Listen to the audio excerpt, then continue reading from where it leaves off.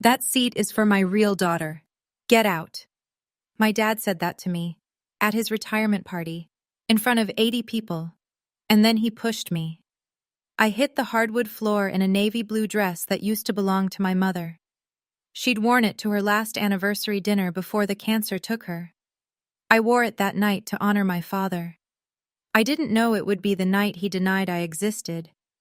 But what my dad didn't know, what nobody in that room knew, was that the real daughter he'd just handed my seat to had been stealing from him for 8 months, and my husband had the proof in his jacket pocket. Before I go on, please take a moment to like and subscribe, but only if this story hits close to home. Drop your location and local time in the comments. I'd love to know where you're listening from. My name is Heather, I'm 31, and this is the story of the night I almost lost my father forever. Let me take you back to 3 years before that party, the day everything started to fall apart. My dad, Richard Purcell, spent 35 years as a foreman at a manufacturing plant outside of Dayton, Ohio. He punched in at 6, punched out at 4, and spent his Saturdays dragging me around construction sites in steel-toed boots 2 sizes too big for my feet. He'd point at a beam and say, "See how that carries the load, Heather? Everything holds up something else." I was 9 years old, and I had no idea what he was talking about, but I listened.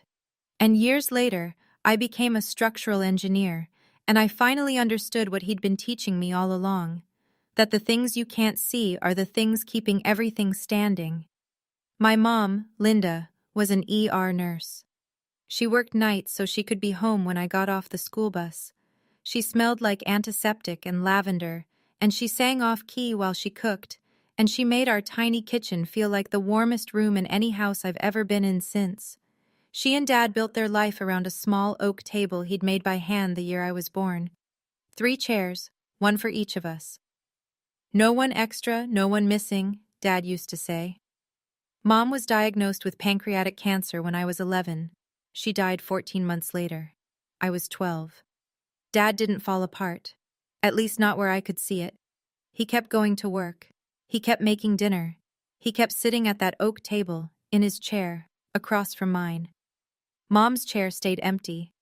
I never asked him to leave it that way. He just did. For 3 years after she died, it was just the 2 of us. And the silence in that house was heavy, sure. But it was ours. Then Dad told me he'd met someone. He said she'd never replace Mom. I believed him. Victoria Ashford walked into our lives wearing a cream-colored cashmere wrap and a smile so practiced it could have been licensed. She was pretty, polished, divorced, and she had a daughter named Brooke who was 2 years younger than me. Dad introduced them over dinner at the house, our house, and Victoria brought a bottle of wine that probably cost more than everything in our refrigerator combined. I'll give her credit. In the beginning, she tried. She asked about my classes. She complimented the curtains Mom had picked out. She even offered to teach me how to drive, which Dad thought was generous. I said no thank you. I already had my permit. They got married when I was 15. Small ceremony. Victoria wore ivory. I wore the black dress Mom had bought me for 8th grade graduation because it was the only formal thing I owned. Nobody said anything about it. Within 6 months, things started to shift. Small things. Victoria replaced the oak table with a marble-top dining set. "Something more modern," she said. Dad agreed. The old table went to the garage. The first Thanksgiving after the wedding, I came downstairs and my chair, the one Dad had carved my initials into when I was 8, was gone. "We needed a matching set," Victoria said, smoothing a linen napkin across the new marble. Brooke moved in full-time around then. She took the guest room, which Victoria redecorated with sage wallpaper and a new vanity. Brooke was 13, chatty, eager. She called my dad Dad from the first week, and my dad, who hadn't cried once since my mother's funeral, got misty-eyed and hugged her at the dinner table. The new dinner table. I watched from the kitchen doorway and didn't say a word. That was my first mistake. I left for college at 18. Clemson. Structural engineering. Full ride on academic merit. Dad drove me to campus, helped me carry my boxes, and stood in the parking lot for a long time after I told him I'd be fine. Victoria stayed home. She said she had a migraine. Every time I came back for a break, something else had changed. Mom's photos migrated from the living room wall to the hallway, then to a shelf in the basement. Her recipe box disappeared from the kitchen counter. Her garden, the one she'd planted with coneflowers and black-eyed Susans the spring before she got sick, was pulled up and replaced with ornamental grasses that didn't bloom. My bedroom became Victoria's yoga studio. When I asked where my things were, she pointed to 3 cardboard boxes in the garage, stacked next to Dad's old oak table. We needed the space, sweetheart. Brooke's doing online classes and she needed a quiet room. Brooke already had a quiet room, but I didn't argue. That was the pattern. Victoria would take something small, frame it as practical, and Dad would go along because fighting about curtains and chairs felt beneath him. He was a foreman. He solved real problems, load-bearing problems. He didn't have the bandwidth for domestic politics. I met Marcus at a structural engineering conference when I was 25. He was a forensic accountant presenting on construction fraud investigations. We talked for 3 hours about how numbers lie and how buildings don't. We married 2 years later at a courthouse with 12 guests. Dad came. He walked me down the aisle. Victoria came too. She developed a headache around the toasts, and they left before we cut the cake. The last time my father looked me in the eye, we were standing outside that courthouse. He squeezed my hand and said, "Your mom would have liked him." That was 4 years ago. 3 years before the retirement party, I was managing a bridge inspection in Tennessee when Christmas crept up on me. The project was behind schedule. The contractor had cut corners on the expansion joints, real load-bearing issues, the kind that kill people. And I couldn't leave until the county signed off on the remediation plan. I called Dad on December 23rd to explain. Voicemail. I left a message. "Hey Dad, I'm stuck on a job site. I'm so sorry I can't make it home for Christmas. I'll come in January. I love you. Merry Christmas." No callback. I figured he was disappointed. I texted him Christmas morning. No reply. I called again New Year's Day. Voicemail. I called the landline. Victoria answered. Her voice was cool and flat. "Heather, your father said he doesn't want to talk right now. I think you should respect that." So I did. I gave him space. I called again the next week, and the week after that, and every week for the next 3 years. 147 calls, 42 texts, not a single response. I never stopped trying. But I also never drove to the house and demanded answers. Twice I tried. Victoria met me at the door both times, arms crossed, same line. "He doesn't want to see you, Heather. Please stop making this harder than it has to be." I could have pushed past her. I could have caused a scene. But something in me wouldn't beg. If my father wanted to cut me out, I'd let him. It would wreck me, but I'd let him. That was my pride talking. And Victoria knew exactly how to use it. 8 weeks before the retirement party, Marcus got a phone call from a number he didn't recognize. A woman's voice, older, careful. "Is this Marcus Purcell? I'm Donna Webb. I work in benefits administration at your father-in-law's company. I need to talk to you about some paperwork." Marcus didn't tell me. Not yet. The invitation arrived in my work email, not from Victoria, not from Dad, but from the company's event coordinator, a mass email to every employee's family contacts. "You are cordially invited to celebrate the retirement of Richard Purcell, 35 years of dedicated service, Willowbrook Country Club, Saturday 6 p.m., black tie optional." I stared at that email for 20 minutes. Marcus came into the kitchen, saw the screen, and sat down across from me. "You should go," he said. "He hasn't spoken to me in 3 years." "Which is exactly why you should go. This might be the only chance to see him in a room full of people." Something in the way Marcus said it, a room full of people, struck me as deliberate. But I didn't press him on it. I was too busy deciding what to wear. I chose the navy blue dress, Mom's dress. She'd worn it to her 20th wedding anniversary dinner, the last one before her diagnosis. It was simple. Boat neck, 3/4 sleeves, hem just below the knee. I'd had it taken in at the waist, but the fabric was still hers. The silk still carried the faintest smell of her perfume if I buried my face in the shoulder. I wore it for Dad, because Mom couldn't be there, and I wanted some part of her in the room. Marcus drove. Willowbrook Country Club sat at the end of a long private drive. Stone columns, golf course stretching into the dusk, valet parking. Inside, crystal chandeliers, linen tablecloths, a podium with a mounted photograph of Dad shaking hands with the company's CEO. Everything gleaming and expensive and staged. I found the seating chart near the entrance. My eyes scanned the head table. Richard Purcell, Victoria Purcell, Brooke Ashford. 3 senior colleagues. My name wasn't anywhere. Aunt Janet had been placed at the farthest table from the front, near the kitchen doors. I should have turned around right there. But I'd spent 3 years wondering whether my father still remembered my name. I needed to hear it from him, even if the answer destroyed me. Victoria met us just inside the foyer. She wore a charcoal Hermes scarf draped over a fitted black dress, and her smile landed on me like a camera flash, bright, blinding, and gone in a second. "Oh, Heather, I didn't think you'd actually come." "The invitation said family," I replied. "Of course." She touched my elbow and steered us through the main hall, not toward the head table, not toward Dad.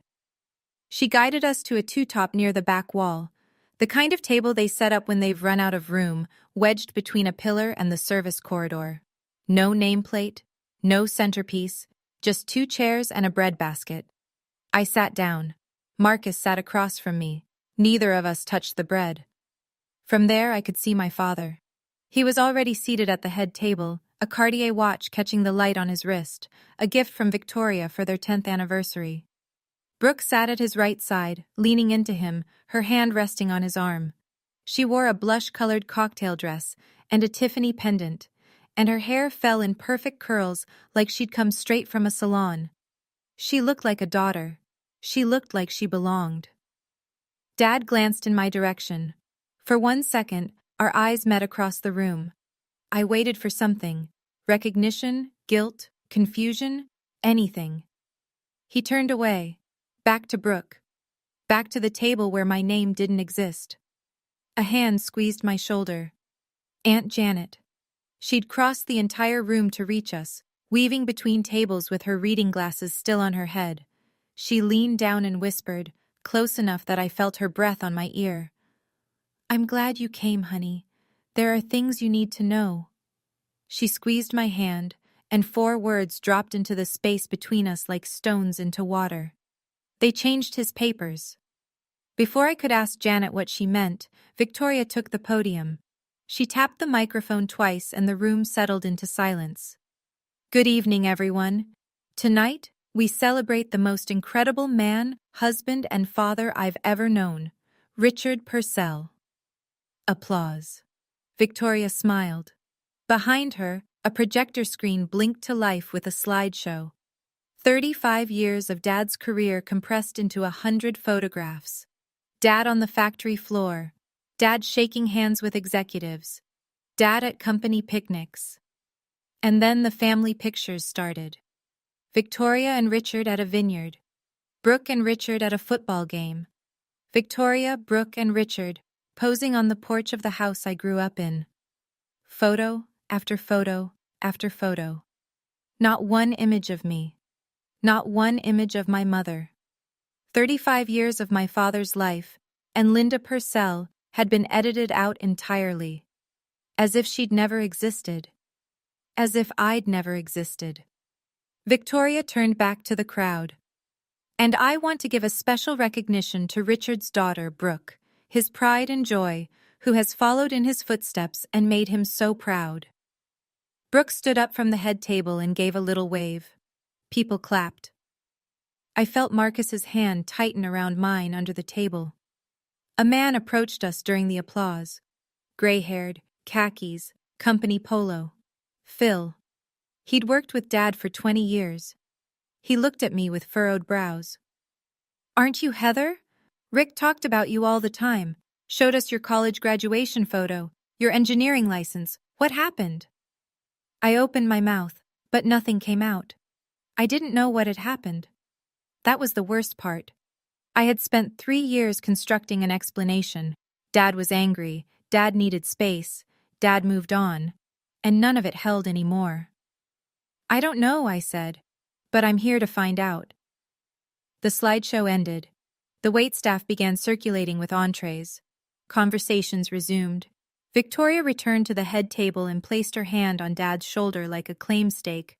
I set my napkin on the table and stood up. Marcus looked at me. "Are you sure?" I didn't drive 4 hours to eat bread rolls in a corner.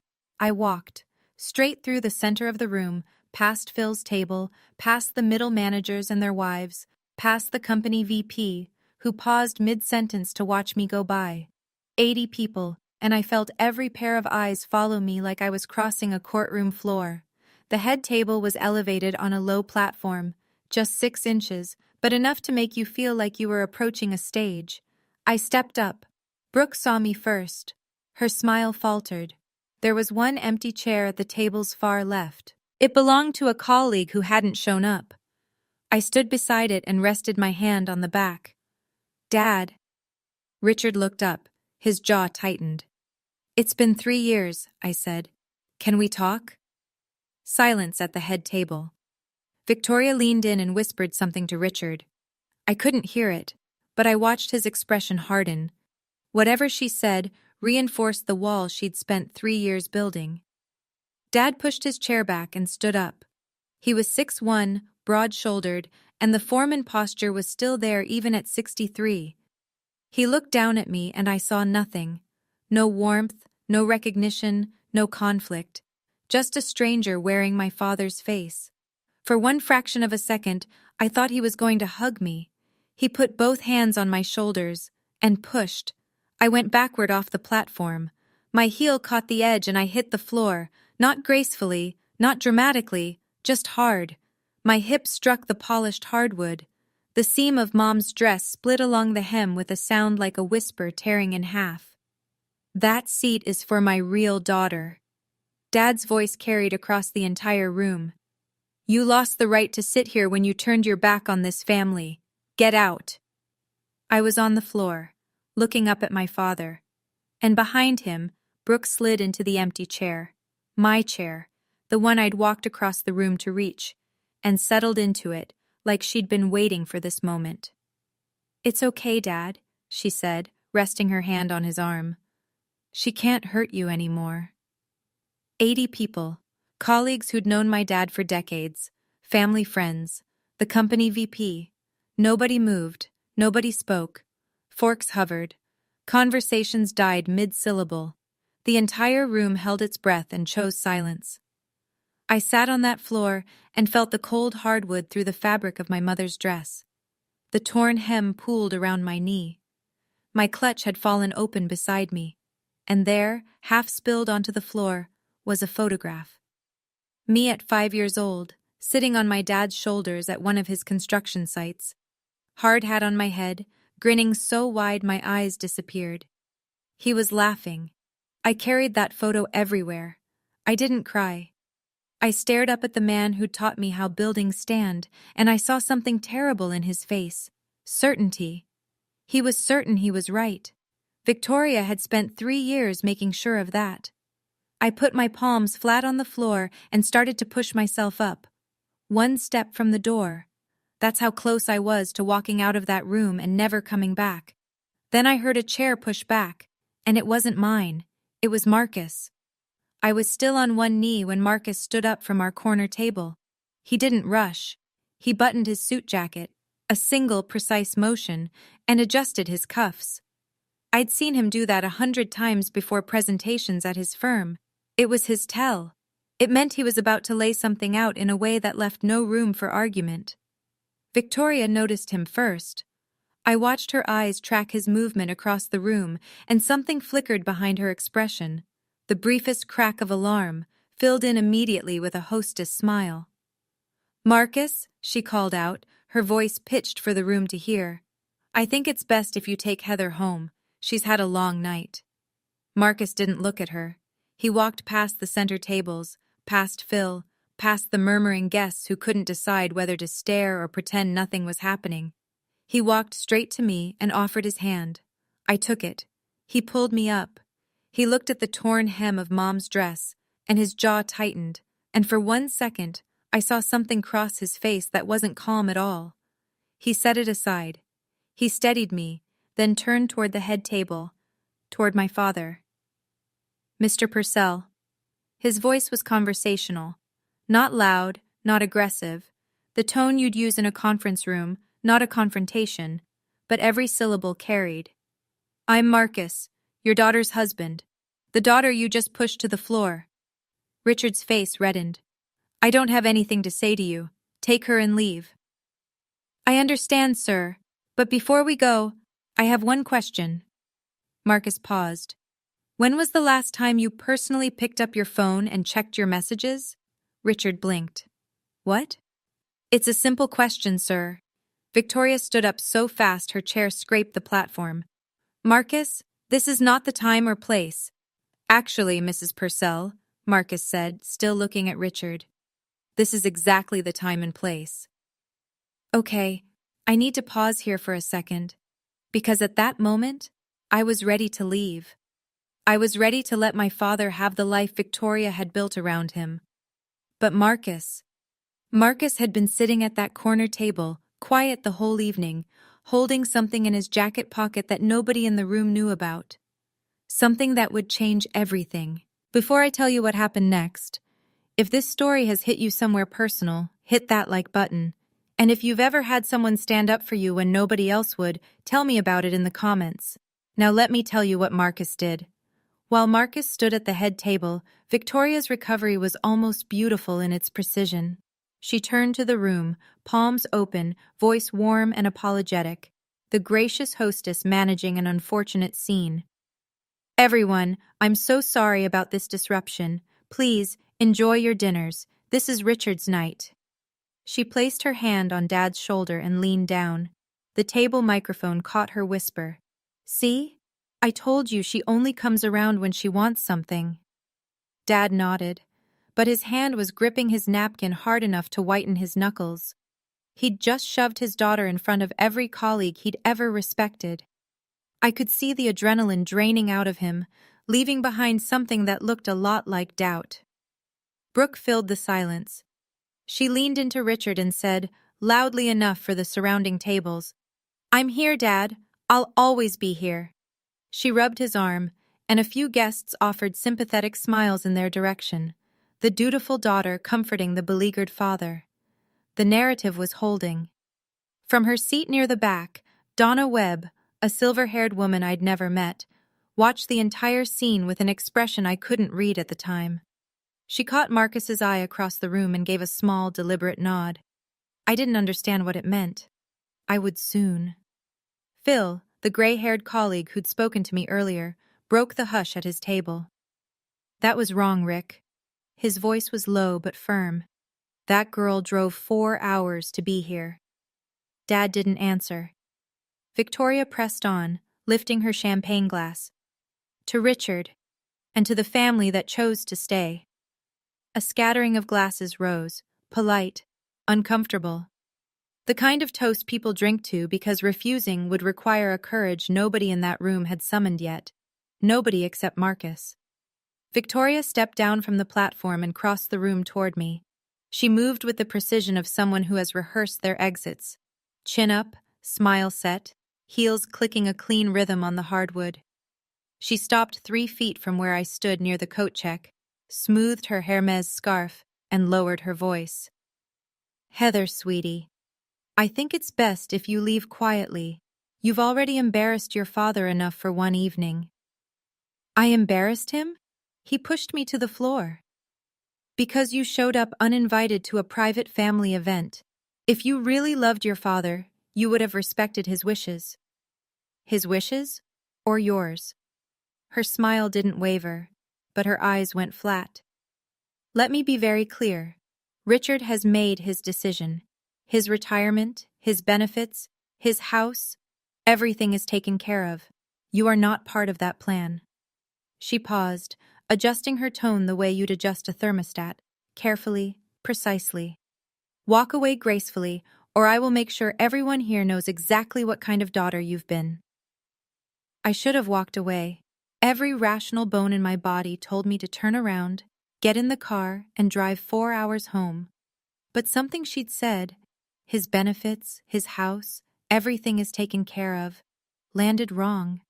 It sounded less like a wife protecting her husband and more like an investor protecting a portfolio.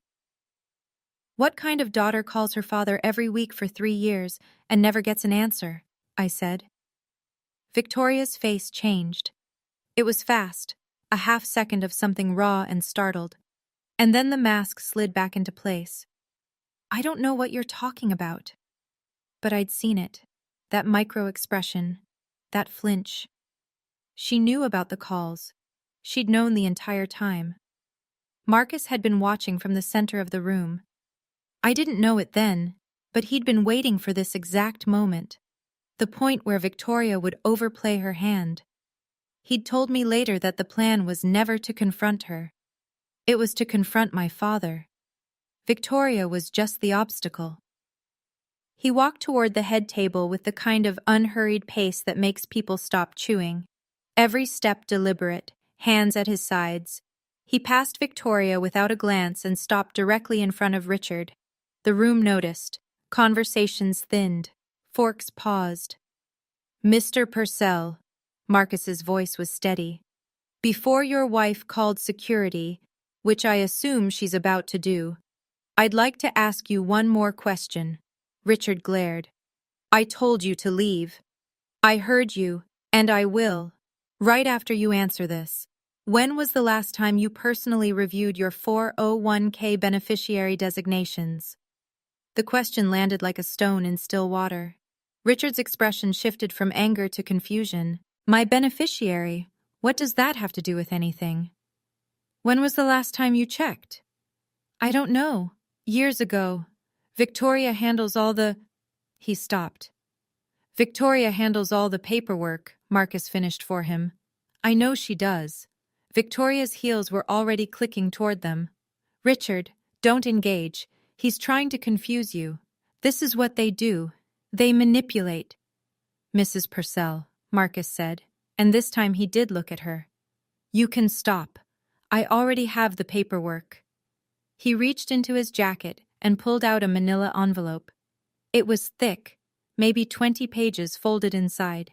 He set it on the table in front of Richard with the same care you'd use to place a document in front of a judge. The room went quiet for the second time that evening. But this silence wasn't directed at me. Victoria recovered faster than I thought possible. She pivoted, physically and strategically, and placed herself between Marcus and Richard, her hand on her husband's arm, her body angled to block the manila envelope from his line of sight. Richard, listen to me. They're trying to ruin your night. This is your retirement. 35 years, and they want to turn it into some kind of courtroom drama. She looked at the nearest guests with wide, wounded eyes. I'm so sorry, everyone.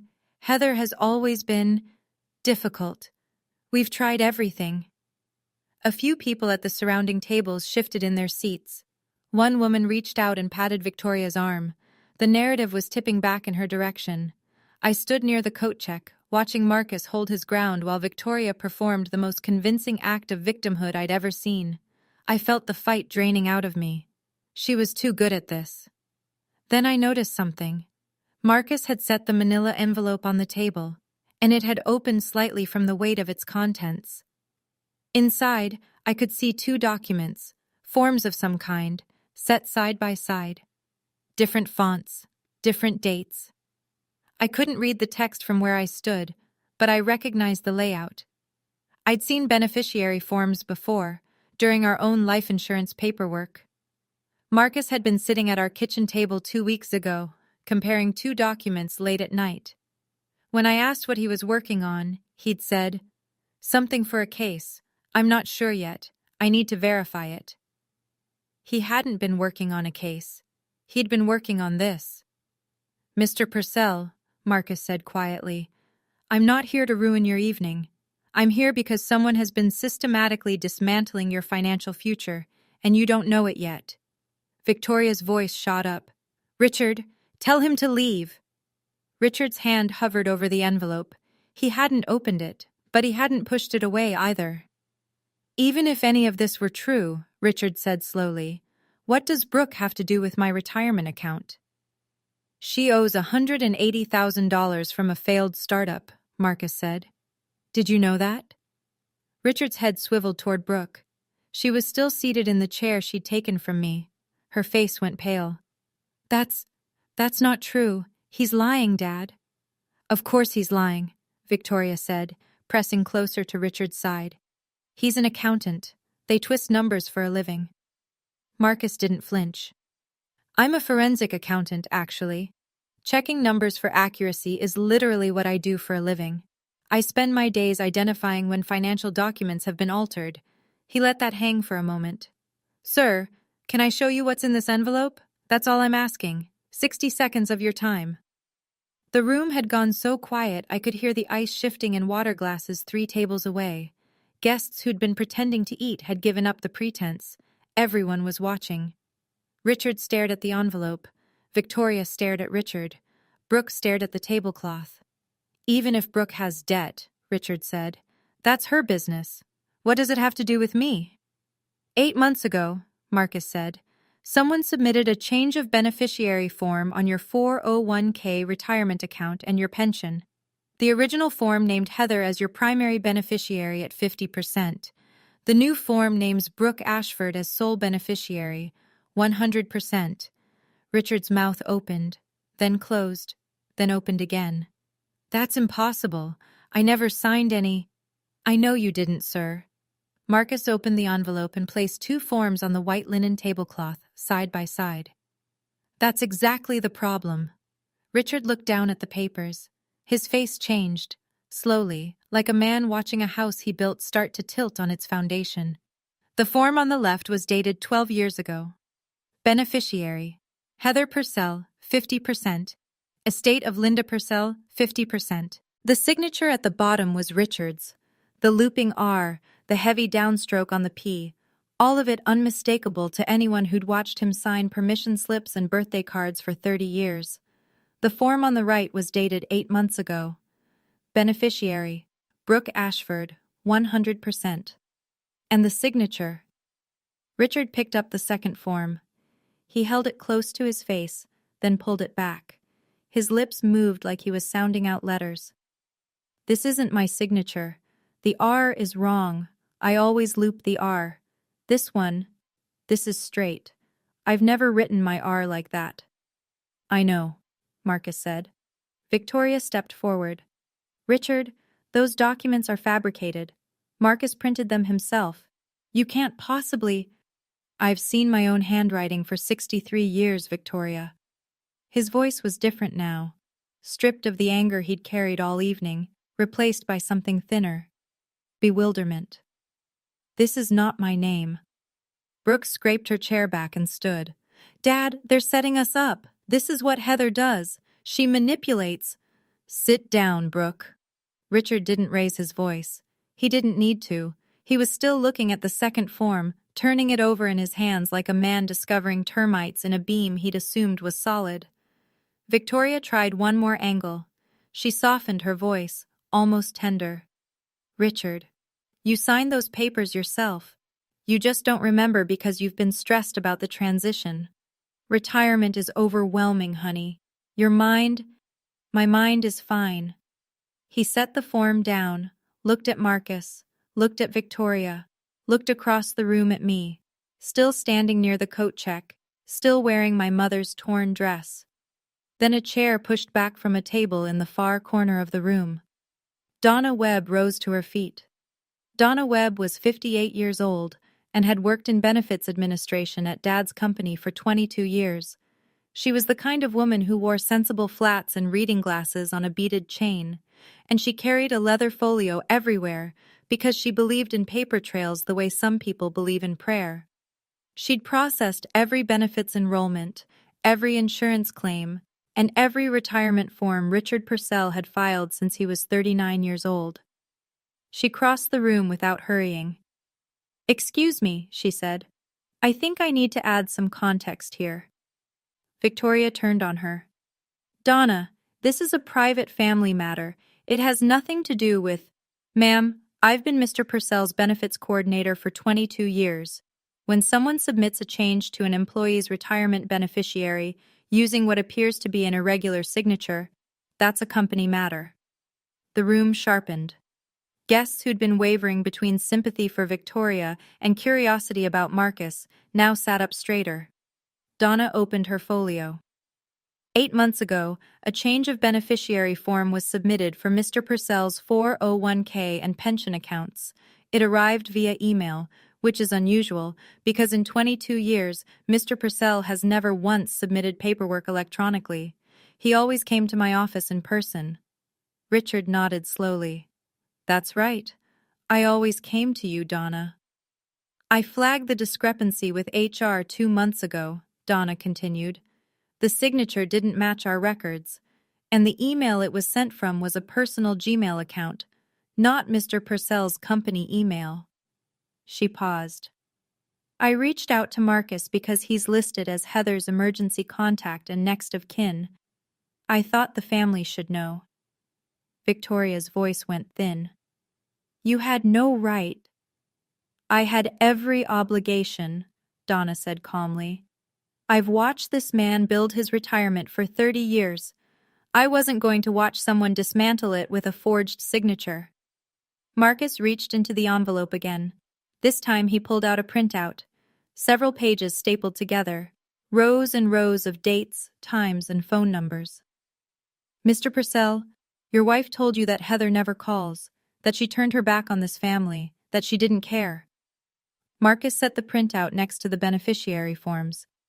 "These are Heather's phone records from the past 3 years, obtained directly from her carrier.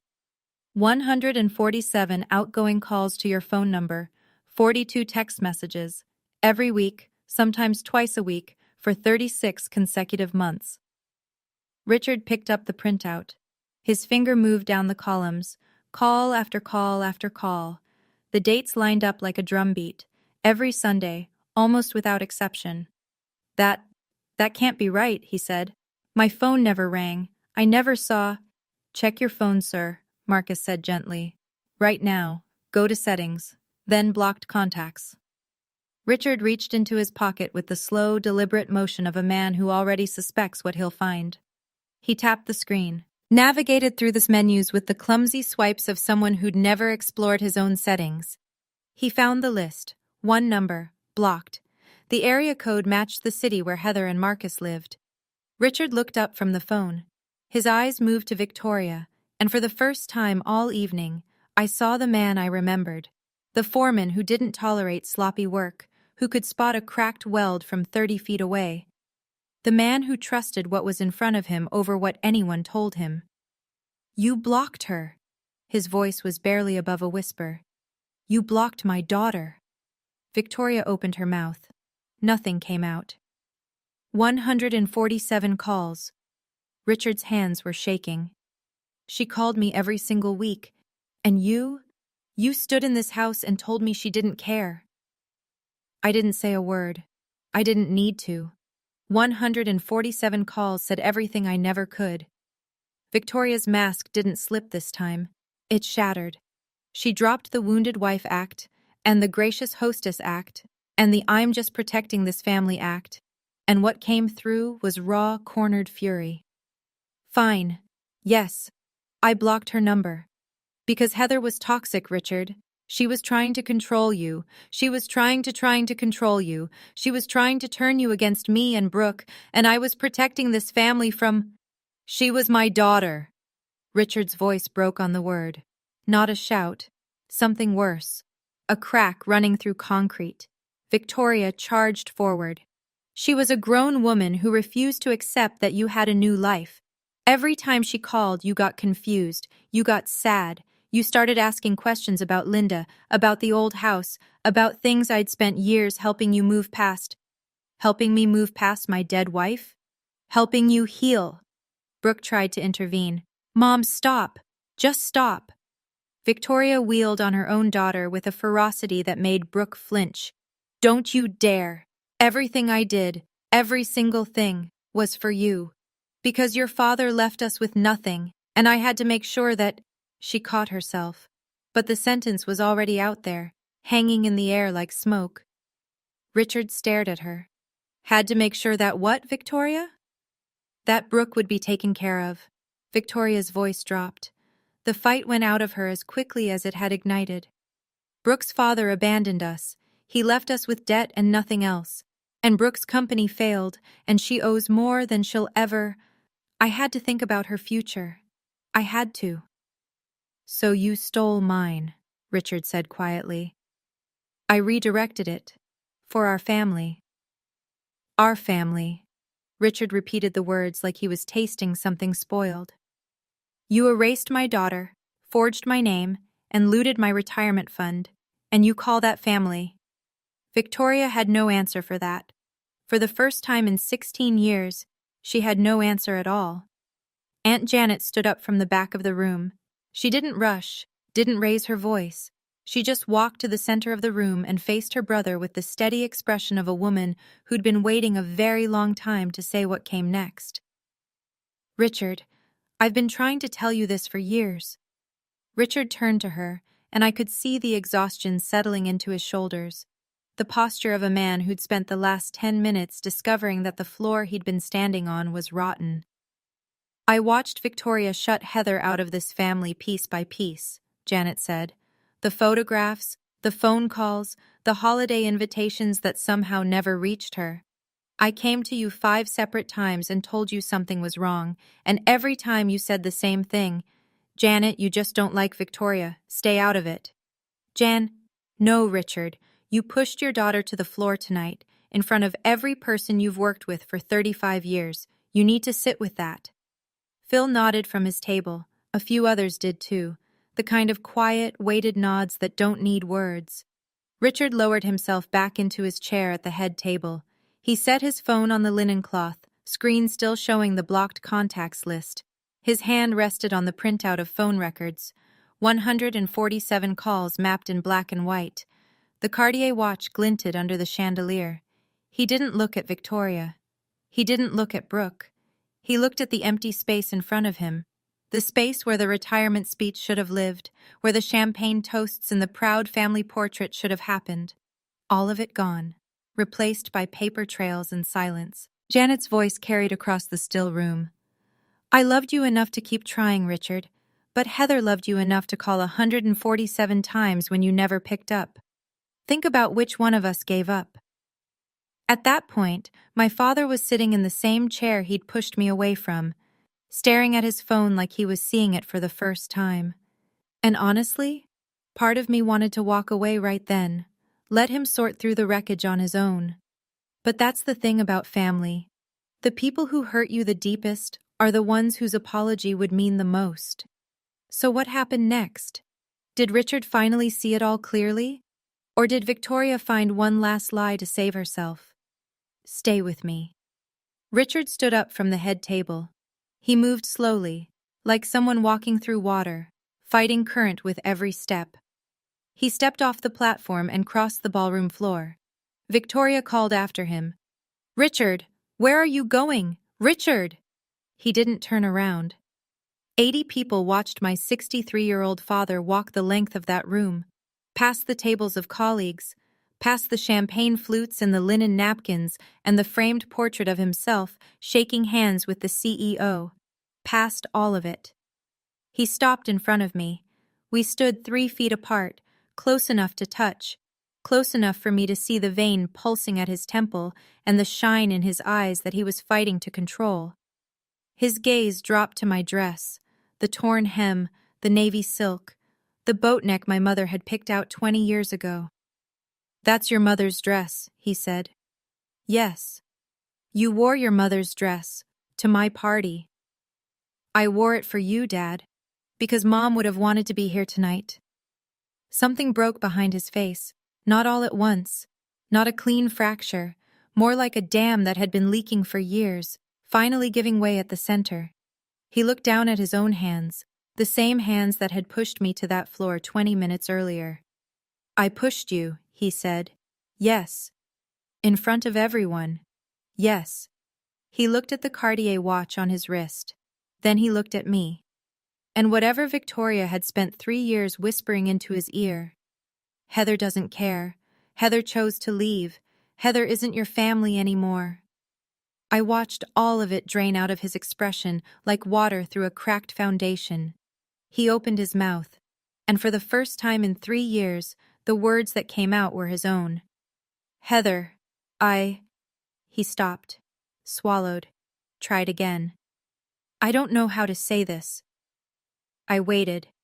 I didn't help him find the words. That might sound cold, but I'd spent 3 years calling a phone that never rang. I wasn't going to make this easy. He owed me the effort of finding the right words himself. I believed everything she told me, he said. Every word. Because it was easier than admitting I was losing you, and I didn't know how to stop it. He paused. After your mother died, I didn't know how to be a father on my own. Victoria made it simple. She handled everything. And I let her, because handling things myself meant facing how badly I was failing at all of it. He turned back toward the room. 80 faces stared back at him. I owe my daughter an apology, he said, loud enough for the back tables. Not just for tonight, for 3 years. I let someone convince me that the one person who never stopped reaching out to me had given up on me. That's on me.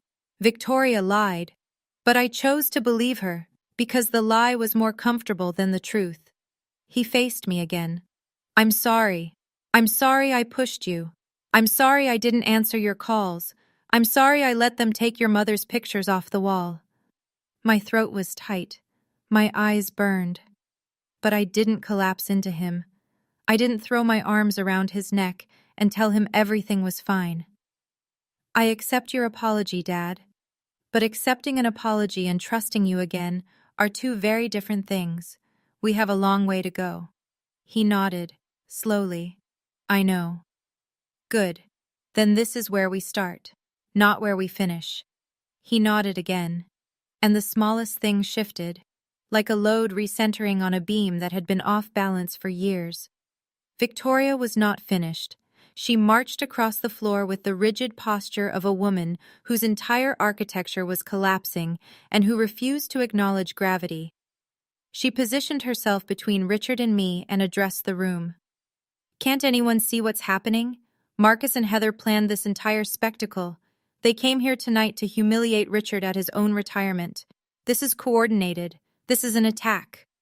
Richard spoke without turning to face her. No, Victoria.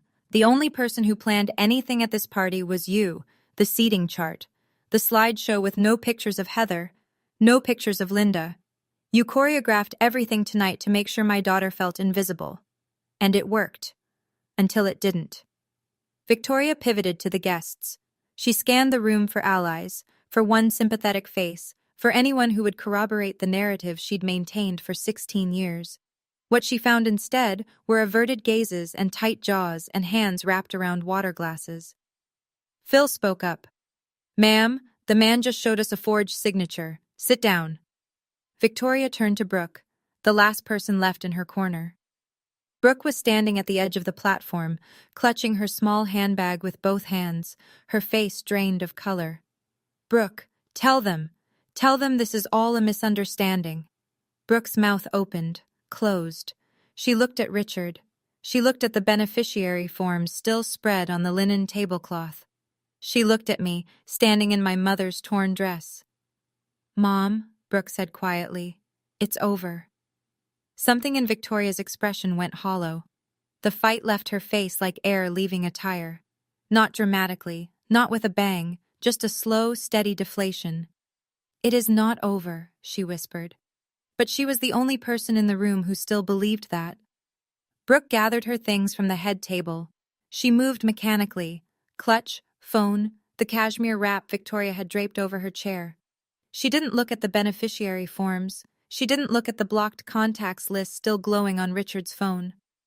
She walked off the platform and headed for the door. but she stopped in front of me.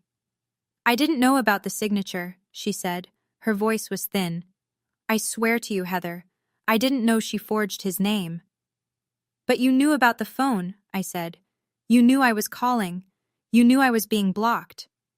Brooke didn't answer right away, and that silence, 3 seconds, maybe 4, carried more honesty than anything Victoria had said all evening. "I wanted a dad," Brooke finally said. Her eyes were wet. "My real father left when I was 6, moved to Portland with his girlfriend and never looked back.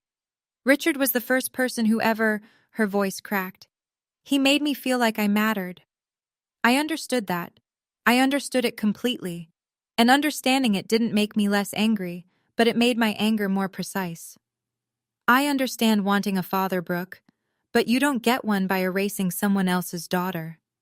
She held my gaze for a long moment, then she nodded, a small, tight movement, and walked toward the exit. Victoria called after her, sharp and desperate. "Brooke! Brooke!" Brooke pushed through the double doors and didn't look back. Around the room, a shift was happening, the slow, collective exhale of 80 people processing what they'd just witnessed. A few of Richard's colleagues stood up and drifted toward him. Handshakes, quiet words. Donna moved to Marcus's side and nodded once, the kind of nod that meant the job is done. I didn't hate Brooke. I hated what she'd allowed to happen. There's a difference. And it was one she'd have to sort out on her own. Victoria stood alone at the head table. The chair beside her was empty, Brooke's seat. The chair on the other side was empty, Richard's.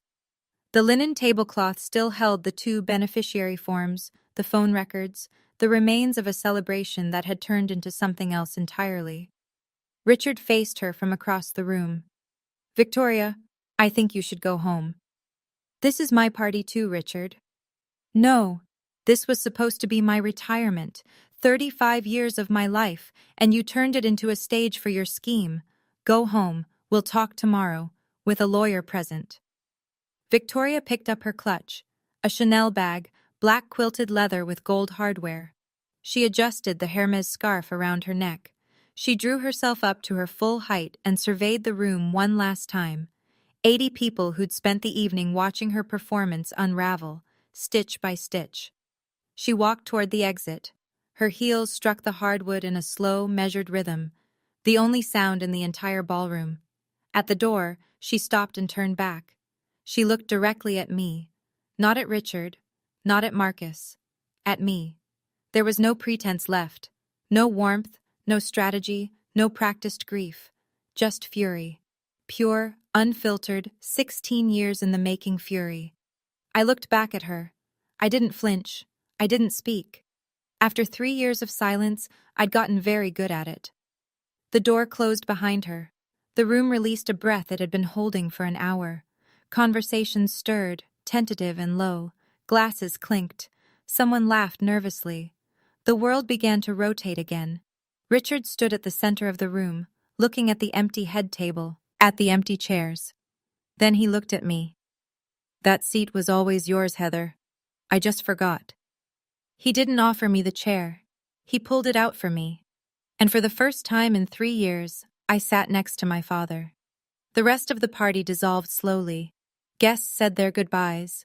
Some shook Richard's hand and didn't mention what had happened, which was its own kind of acknowledgement. Others, Phil, a few of the older supervisors, clasped his arm and said things like, "You've still got people who care about you, Rick." Richard nodded at each one, but his eyes kept drifting back to the 2 forms on the table, as if staring at them long enough might undo what they represented. After the last guests filed out, Donna approached us. She'd waited deliberately. She was a woman who understood the difference between urgency and timing. "Mr. Purcell," she said, "given what was presented tonight, I'll need to file a formal report with HR and legal first thing Monday morning. Your beneficiary designations will be frozen pending an internal investigation. No changes, no withdrawals, no distributions until we've verified the chain of custody on every document." Richard nodded. "Do what you need to do, Donna. And thank you. You didn't have to come forward like that." "Yes, I did." She closed her folio. I also pulled the email submission logs before tonight. The beneficiary change was sent from a personal Gmail address. The IP address traces back to a residential location, your home, Mr. Purcell. And this isn't the first irregularity. 2 years ago, a request was submitted to add Brooke Ashford as a beneficiary on your company life insurance policy. I rejected it because she doesn't qualify as a legal dependent. Richard closed his eyes. 2 years. Victoria had been working on this for at least 2 years, and he'd never known. Marcus stood beside me. Your 401k and pension, together, they're worth roughly $420,000.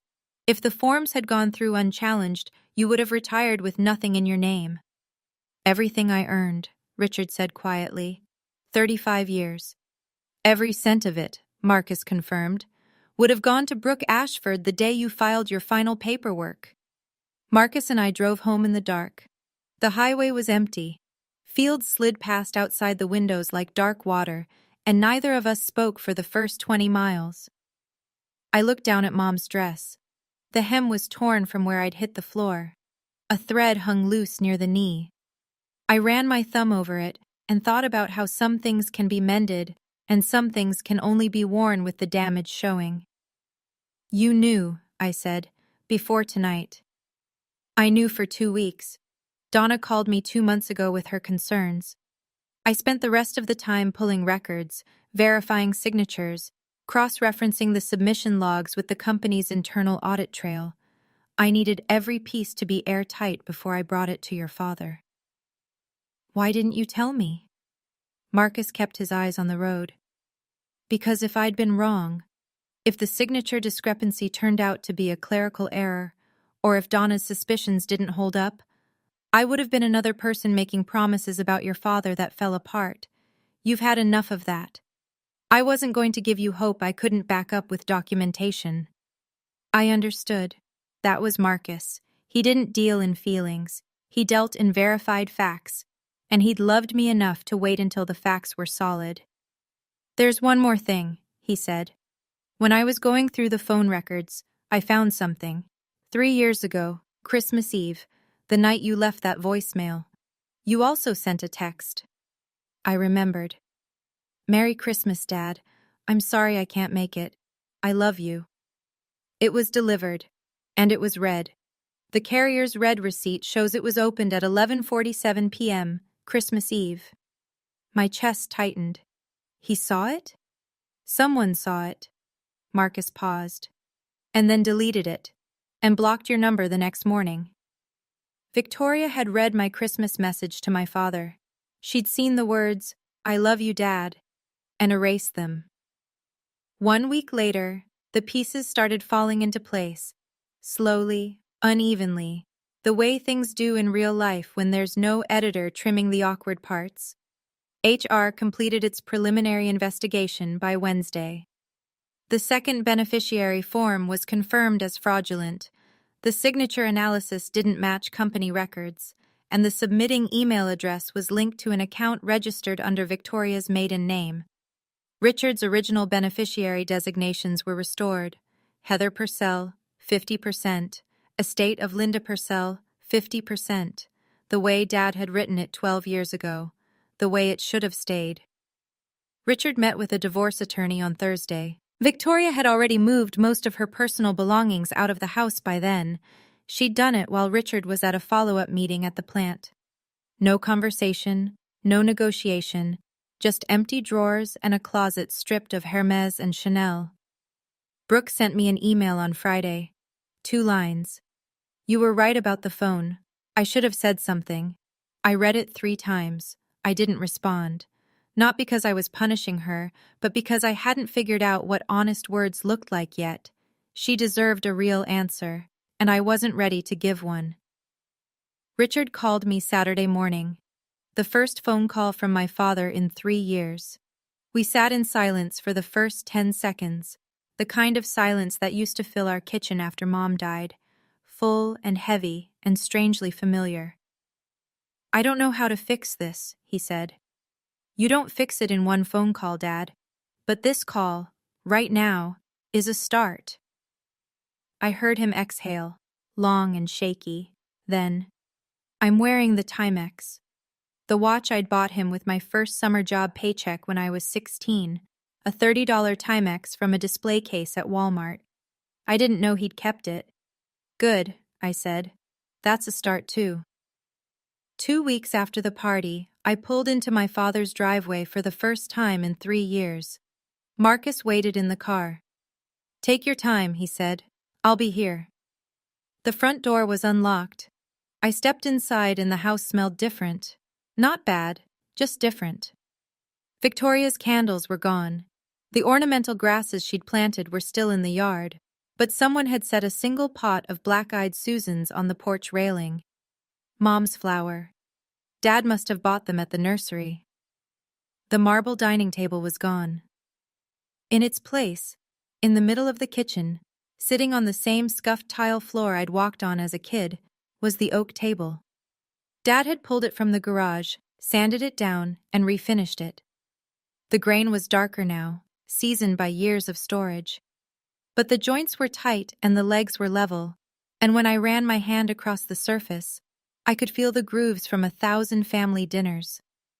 I found my chair, the one with my initials carved into the back, HP, scratched in with a pocket knife by a man who wanted his daughter's name in the wood so she'd always know where she belonged. The chair wobbled slightly. Dad had re-glued the leg, but the joint wasn't perfect. Some of the scratches won't come out, Dad said from the kitchen doorway. That's okay, Dad. Neither will some of mine. He poured 2 cups of coffee in plain ceramic mugs. No Wedgwood china, no marble. Just 2 cups on an oak table in a kitchen that was starting to remember what it used to be. On the wall behind him, a framed photograph of my mother, Linda Purcell, smiling, back where she belonged. I glanced at Dad's phone, resting on the table. The screen was unlocked. I could see the settings app open, blocked contacts. The list was empty. He'd figured it out himself. We didn't talk about everything that afternoon. We didn't need to. Sometimes sitting at the same table is enough. People ask me if I've forgiven my father. The honest answer is that forgiveness isn't a switch I flipped. It's more like physical therapy, repetitive, uncomfortable, and measured in millimeters instead of miles. Some days I wake up and I'm fine. Some days I remember the floor, the hardwood, the sound of my mother's dress tearing. And I have to decide all over again whether I'm going to carry that or set it down. I'm working on it. Every day. Here's what I've learned. And I'm telling you this not as advice, but as something I had to figure out the hard way. Forgiving someone doesn't mean you pretend it didn't happen. It means you stop letting their worst moment dictate every moment that comes after. My father pushed me. He called me not his real daughter in front of 80 people. Those things happened, and they'll always have happened. But they're not the entire story. They're the chapter that almost ended us, but didn't. Victoria. I don't hate her. I've tried to, and I can't sustain it. She was a woman who watched her first husband abandon her and her daughter, and she swore she'd never let that happen again. Her method was wrong. Her execution was criminal. But the fear underneath it, the fear of being left with nothing, I understand that fear. I just refuse to let it excuse what she did.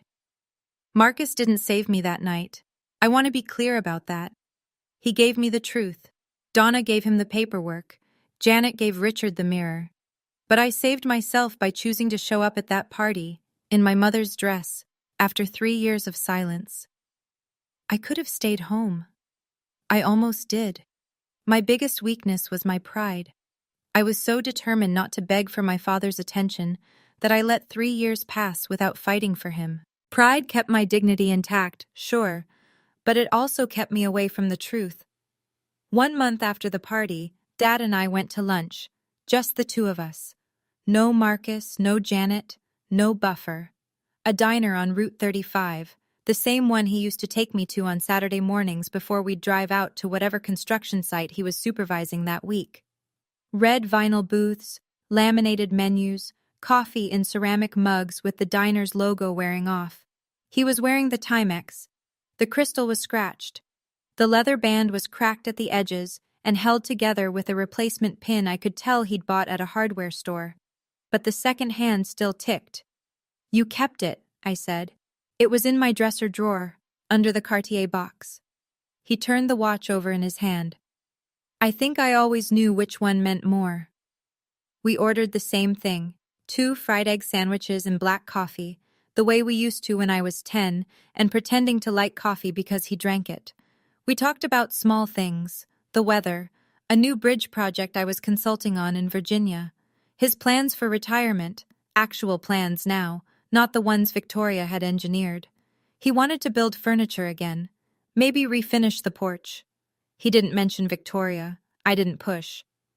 Near the end of the meal, he set down his fork and looked at me with the focused attention of a man who'd spent a month rehearsing a sentence. "Your mom would have been proud of you, Heather." "She would have been proud of you too, Dad, for waking up." He nodded, picked up his coffee, took a sip, and we sat there in a vinyl booth in a diner that hadn't been renovated since the 90s, drinking bad coffee, and it was the best meal I'd had in years. The most expensive watch in the world can't buy back the time you've wasted, but a $30 Timex can remind you to stop wasting what's left. Here's where everyone ended up. Victoria. The divorce finalized 4 months later. Under Ohio law, assets obtained through fraud aren't subject to equitable division, so she received no portion of Richard's retirement fund. The company's legal team referred the forged beneficiary form to local authorities. Whether charges would be filed was still pending when I recorded this. Victoria moved in with her sister in Columbus. I haven't spoken to her since the party, and I don't plan to. Brooke. She's paying down her startup debt on a structured repayment plan. No safety net from Richard, no redirected pension, no shortcuts. She sent me a second email about 2 months after the first. It was longer. She didn't ask for forgiveness. She described what it was like growing up without a father and how that loneliness made her willing to look the other way when her mother crossed lines. I read it. I still haven't replied. I'm not sure I will. But I kept it. Donna Webb. She retired the same quarter as Richard. HR gave her a commendation for identifying the beneficiary irregularity. The official language was exemplary diligence in protecting employee retirement assets. She and Dad still talk. She sends him articles about 401k management that he pretends to read. Richard. My dad joined a support group for people who've experienced financial manipulation by family members. He goes every other Tuesday. He's also learning how to use his smartphone, really use it. He can check his blocked contacts list, read his own text messages, and even video call. He's terrible at it. The camera's always pointed at his forehead. I don't correct him. Marcus. Still a forensic accountant. Still checks every number twice. Still the steadiest person I've ever met. And the oak table in Dad's kitchen has 4 chairs now. Richard, Heather, Marcus, Janet. Not 3, not 5. Just enough for the people who chose to stay, not the ones who stayed to take. If you're listening to this and you recognize something, the silence, the blocked calls, the seat that was taken away from you, I want you to know something. You're not invisible. You were just in a room full of people who chose not to look. Don't wait 3 years like I did. Don't let your pride or your self-respect harden into an excuse to stop reaching for the people who matter. I told myself I was being strong by not begging. I told myself I was preserving my dignity. What I was really doing was giving Victoria 3 uncontested years to rewrite my father's reality. My silence didn't protect me. It protected her. But I'll say this too, because it's just as important. Don't fight for people who've shown you they don't deserve the fight. Know the difference. There's a line between loyalty and self-destruction, and you're the only person who can draw it. My father made a terrible mistake. He made it because a woman lied to him every day for 3 years, and he was too exhausted and too afraid of being alone to question it. That doesn't excuse him, but it explains him. And sometimes understanding why someone hurt you is the first step toward deciding whether they've earned another chance. I didn't get a perfect ending. I got a starting point.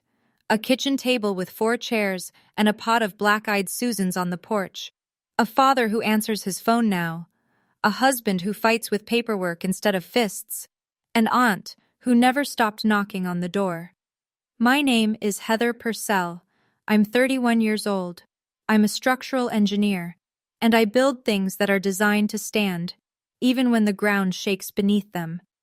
On Dad's oak table, next to the framed photo of Mom, there's a snapshot of me at 5 years old, sitting on his shoulders at one of his construction sites, wearing a hard hat 3 sizes too big, grinning so wide my eyes disappear.